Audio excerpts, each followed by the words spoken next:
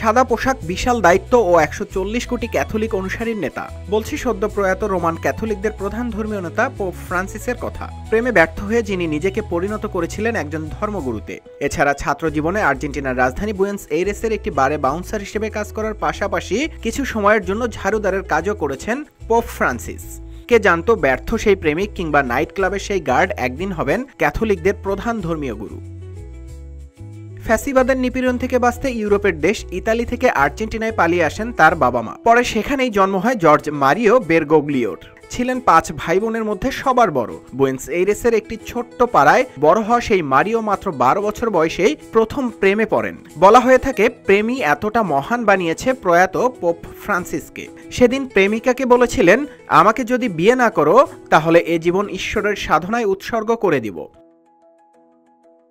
২০১৩ সালে দুজনেরই বয়স যখন ৭৬ বছর, তখন প্রকাশ্যে আসে তাদের গোপন প্রেমের খবর। মেয়েটির নাম ছিল আমালিয়া দামন্তে। একেবারে পাশের বাড়ির মেয়ে, মাত্র ৪ বাড়ি দূরে থাকতেন। আমালিয়াকে তরুণ মারিও লিখেছিলেন, তোমাকে বিয়ে করতে না পারলে আমি পাদ্রী হয়ে যাব। স্মৃতিচারণ করতে গিয়ে আমালিয়া বলেন, ভাগ্য ভালো, আমি সেদিন তাকে না করে দিয়েছিলাম। সেদিন হৃদয় ভাঙা মুহূর্ত আর মারিওর একরোখা সিদ্ধান্ত পরে ইতিহাসের গতিপথ বদলে দিয়েছিল। তাদের সেই প্রেমের শেষ পর্যন্ত কিছুই না হলেও মারিওর কাছে এটি শুধু হৃদয় ভাঙার গল্প নয়, ঘটনাটি হয়ে ওঠে এক মোড় ঘোরানো অধ্যায়। শুরু হয় ধর্মের পথে যাত্রা, যা একসময় তার জীবনের মূল উদ্দেশ্য হয়ে দাঁড়ায়, আর বাকিটা তো সকলেরই জানা। এছাড়া ধর্মীয় পথে আকৃষ্ট হওয়ার আগে তরুণ বয়সে পোপ ফ্রান্সিস ট্যাঙ্গো নাচতেন। পড়াশোনা করেছেন দর্শনে এবং বুয়েন্স এইরেস বিশ্ববিদ্যালয় থেকে অর্জন করেছেন রসায়নে স্নাতকোত্তর ডিগ্রি।